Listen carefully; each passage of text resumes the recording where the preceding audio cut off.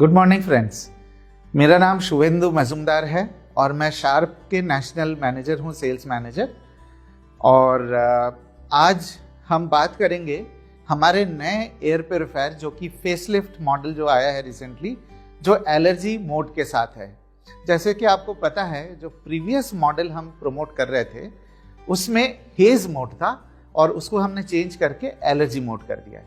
तो आज हम ये जानेंगे कि इस मोड के क्या बेनिफिट्स हैं, एयर प्योरीफायर के इन जनरल क्या बेनिफिट्स है, क्यों आपको लेना चाहिए, बाकी पॉइंट्स वगैरह वगैरह। कुछ स्टार्ट करने से पहले मैं कुछ डिस्टर्बिंग फैक्ट्स आपके साथ शेयर करना चाहता हूं जो हमारे इंडिया में रेस्पिरेटरी हेल्थ की जो कंडीशन है वो दर्शाता है।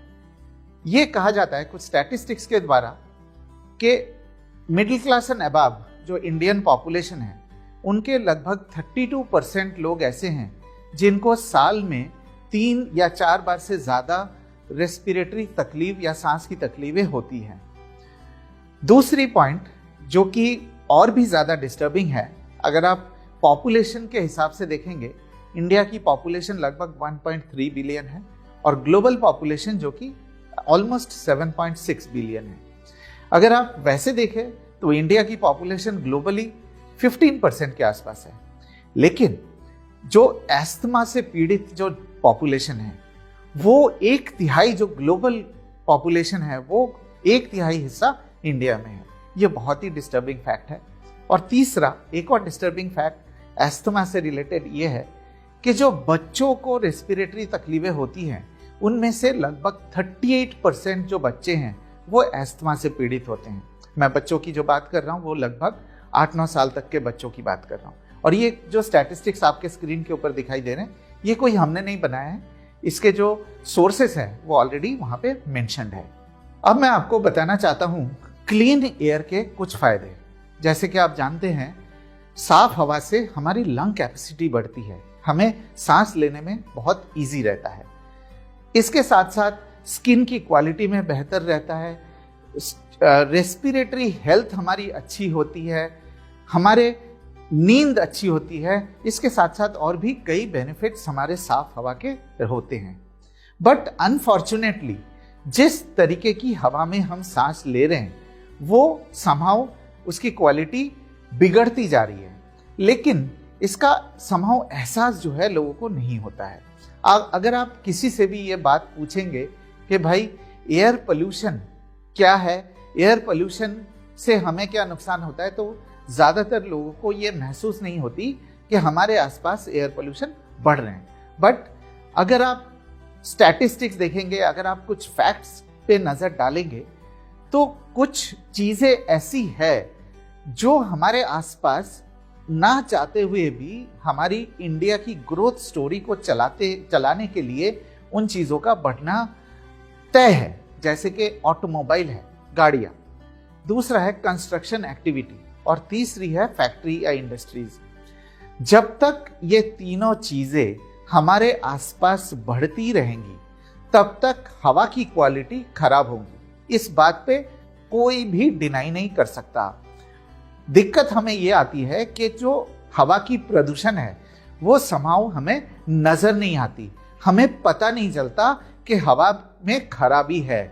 लेकिन आप ये मान लीजिए कि जब तक हमारे आसपास, जब तक हमारे शहर में ऑटोमोबाइल, कंस्ट्रक्शन और फैक्ट्री बढ़ती रहेंगी, हवा की क्वालिटी खराब होती रहेंगी। जैसे कि आप जानते हैं, हम हर रोज 11,000 लीटर हवा में सांस लेते हैं। 11,000, बिल्कुल सही सुना आपने, 11,000 litres of air passes through our lungs every day.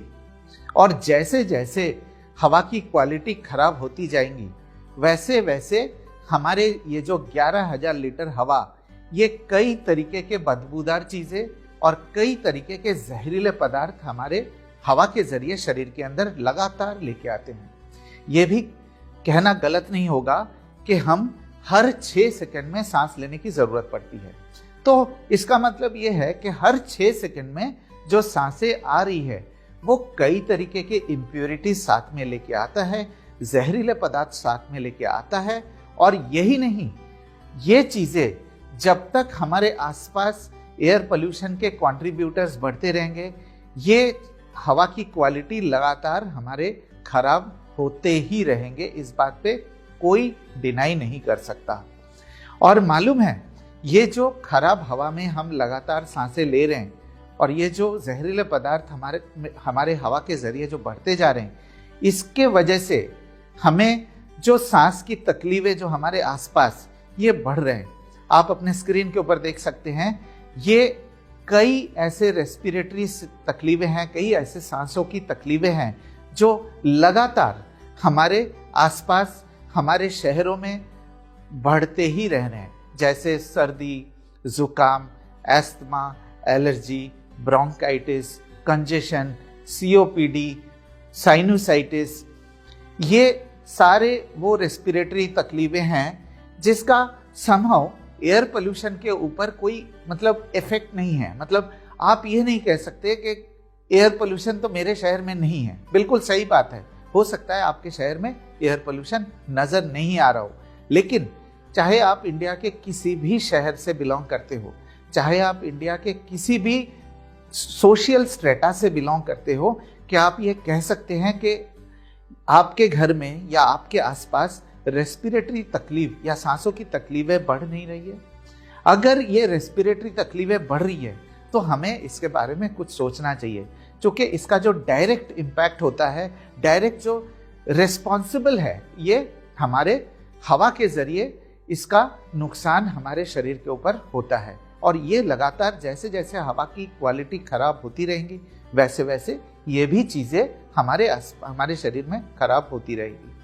और एक और चौंका देने वाली फैक्ट ये है कि ये जो रेस्पिरेटरी तकलीफें हैं, इनमें सबसे ज्यादा जो असर किस एज ग्रुप को पड़ता है, which age group is most affected with these respiratory issues. आप अपने स्क्रीन के ऊपर देख सकते हैं, बच्चे और बुजुर्ग इन तकलीफों के से सबसे ज्यादा उनको भुगतना पड़ता है। अच्छा, कभी आपने ये सोचा कि बच्चों को सांस की तकलीफें ज्यादा क्यों होती है? जब बच्चे पैदा होते हैं, हम उनके हर एक चीज का ख्याल रखते हैं, हर एक चीज, साबुन, तेल, शैम्पू, पाउडर, कपड़े, हर एक चीज का पूरा ध्यान रखते हैं। तो हम साबुन अलग से क्यों परचेस करते हैं बच्चों के लिए? हम अपने वाला साबुन बच्चों को क्यों नहीं इस्तेमाल कराते? वो इसलिए बिकॉज जब बच्चे पैदा होते हैं, उनके बॉडी के हर एक पार्ट्स बहुत ही ज्यादा सेंसिटिव होते हैं और अंडर डेवलप्ड होता है।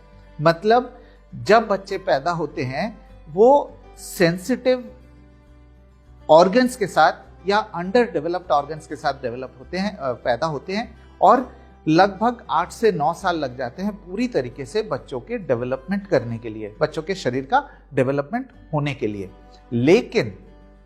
लेकिन हम बाकी चीजों का तो पूरा ध्यान रखते हैं, साबुन, तेल, शैम्पू, पाउडर, लेकिन जो 11,000 लीटर हवा बच्चों के पैदा होते ही जो बच्चों के रेस्पिरेटरी सिस्टम को अटैक करता है, उसके बारे में हम क्यों नहीं सोचते? हम ये बच्चों को जो रेस्पिरेटरी तकलीफें ज़्यादा होती है, ये हम दिलासा दिलाते हैं कि बच्चों का शायद इम्यूनिटी वीक है, इस वजह से बच्चों को ये तकलीफें ज़्यादा हो रही है। लेकिन फैक्ट ऑफ द मैटर ये है कि जो 11,000 लीटर हवा बच्चों के पैदा होते ही हर रोज रेस्पिरेटरी सिस्टम को अटैक करता है, वो चीज़ हम इग्नोर कर देते हैं और बाकी सारी चीज़ों का ध्यान रख देते हैं। इसके इग्नोर करने की वजह से जो ये तकलीफें ज़्यादा हो रही है, और यही फैक्ट है, ये आप खुद सोच के देखिए। ज़रूरी नहीं है कि आप इसी बात का अभी एक्सेप्ट कर लें, बट कम से कम आप सोच के देखिए कि हम जब बाकी चीज़ों का ध्यान रखते हैं तो उसमें कोई तकलीफ नहीं होती, लेकिन ऐसा क्यों है कि सांस की तकलीफें ही होती है। सो एयर इज समथिंग, एयर जो सबसे वाइटल इंग्रेडिएंट है बच्चों के लिए, जो सबसे वॉल्यूमनस है बच्चों के लिए, उसका इग्नोर करने की वजह से आज ये जो रेस्पिरेटरी तकलीफें बच्चों को ज़्यादा होती है। अब ऐसे सिचुएशन में, जैसे कि आपने अभी तक प्रेजेंटेशन में देखा कि रेस्पिरेटरी इश्यूज बढ़ रहे हैं, हो सकता है आपके शहर में पोल्यूशन नजर ना आए, लेकिन ऐसा नहीं हो सकता कि रेस्पिरेटरी तकलीफें नहीं बढ़ रहे हों। अगर ये रेस्पिरेटरी तकलीफें बढ़ रही है तो हमारे पास दो ही चॉइस है। पहला, जैसे हम इग्नोर करते हुए आ रहे थे वैसे ही इग्नोर करते रहें, और दूसरा ऑप्शन है कि हम एयर प्योरीफायर का इस्तेमाल करके हम अपने रेस्पिरेटरी हेल्थ को बेहतर बनाएं और सांस की तकलीफों को कम कर सके। अब हम देखते हैं कि एयर प्योरीफायर का नाम सुनते ही कई सारे ऑब्जेक्शंस का सामना करना पड़ता है हमें।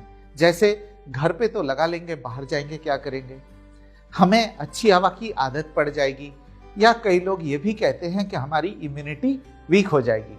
तो पहले हम ये जानते हैं कि एयर प्योरीफायर का इस्तेमाल किस तरीके से करना चाहिए, कहाँ करना चाहिए और क्यों करना चाहिए। आप जरा सोचिए कि 24 घंटे लगातार हमें सांस लेने की जरूरत पड़ती है। हर 6 सेकंड में हम सांस लेते हैं और अलग अलग जगहों पे सांस लेते हैं। और बेडरूम एक ऐसी जगह है जहाँ पे हम हर रोज रहते हैं, लगभग 8 से 9 घंटे रहते हैं, और उस दौरान हमारी शरीर आराम कर रही होती है। तो बेडरूम एक ऐसी जगह है जहाँ पे हम क्लीन एयर प्योरीफायर का इस्तेमाल करके, मतलब शार्प वेस्टेज एयर प्योरीफायर का इस्तेमाल करके एक बेहतर वातावरण तैयार कर सकते हैं, अपने आसपास साफ हवा बना सकते हैं, जिसके कारण उस दौरान हमारे शरीर के अंदर कम से कम इम्प्योरिटीज आएंगी और हमारे इम्यूनिटी सिस्टम को आराम मिलेगा और रेस्पिरेटरी हेल्थ बेहतर होंगी, और साथ के साथ जो भी रेस्पिरेटरी इश्यूज है, जो सांस की तकलीफें हैं, वो भी धीरे धीरे कम होने लगेंगे। ये इस बात को एक्सप्लेन करने के लिए मैं एक छोटा सा एग्जाम्पल लेना चाहता हूँ।